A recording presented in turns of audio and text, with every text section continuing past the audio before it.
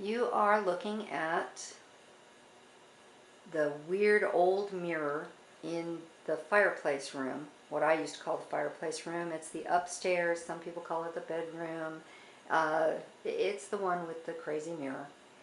Anyway, we had a meetup here last night, and there were between 25 and 30 people, and it was a good mix of people who have experience in equipment and people who are just getting interested and people who've been interested for a while and collected some equipment but haven't hooked up with teams.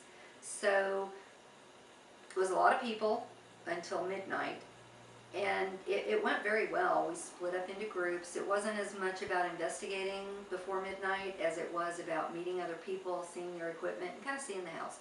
But several people had experiences even before midnight, even with that many people in the house.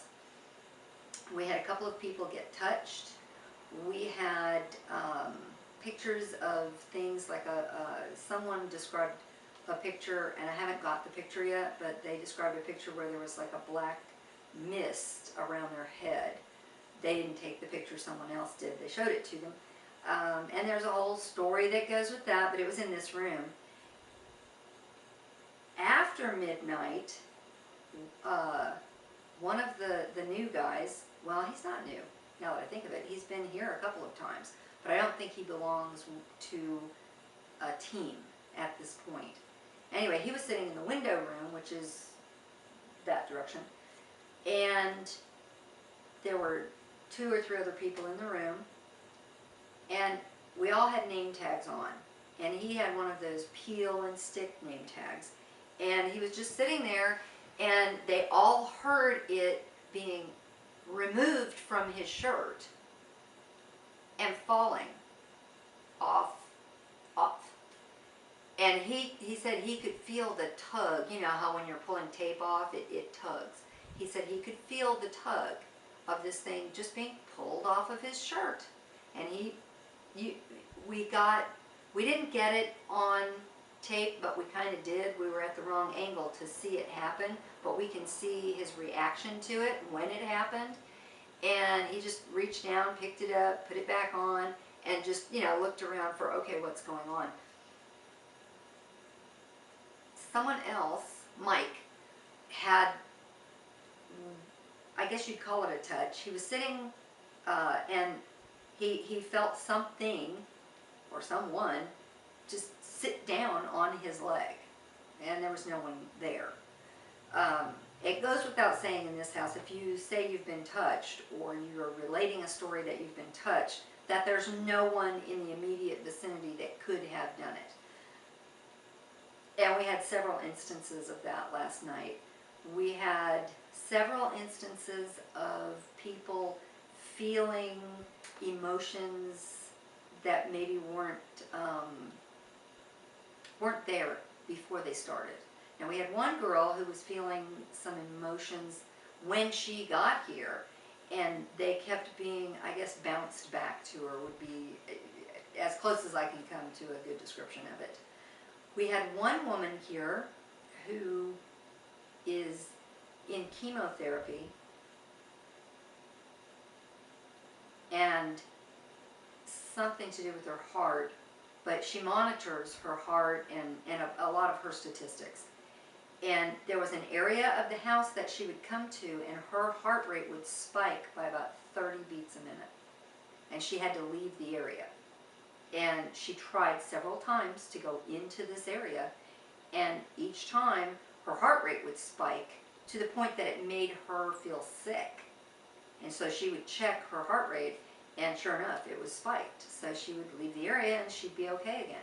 At one point, she thought she was going to, when it first happened, she thought she was going to have to take a nitro to get her heart straightened out. But as she left the area to go get the nitro, everything went back to normal for her.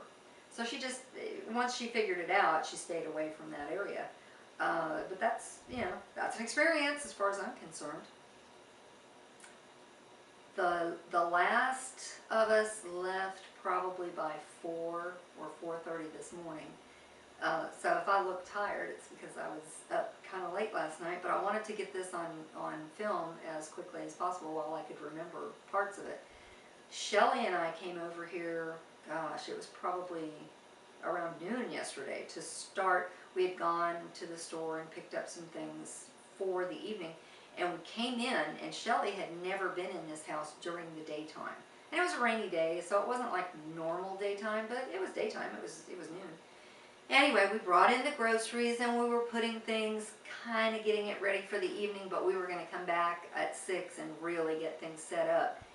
And we both heard someone like in the storage side, to the point, well, I probably would not have investigated it, but Shelly was convinced there was someone in the house.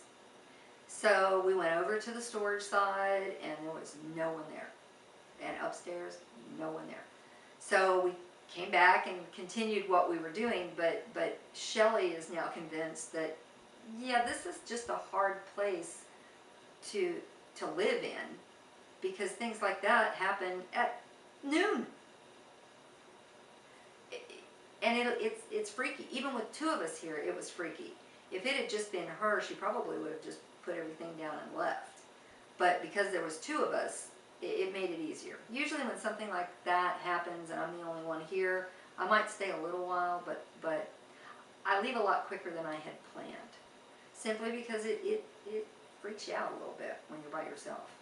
Anyway, it was a great meetup and a really good investigation. Everyone seemed to have a good time, and there might be a couple of people that have found people they want to get together and, form a team or join a team. Good time was had by all. Now I'm going to have to get up and walk back around and turn off the camera, but that's the end.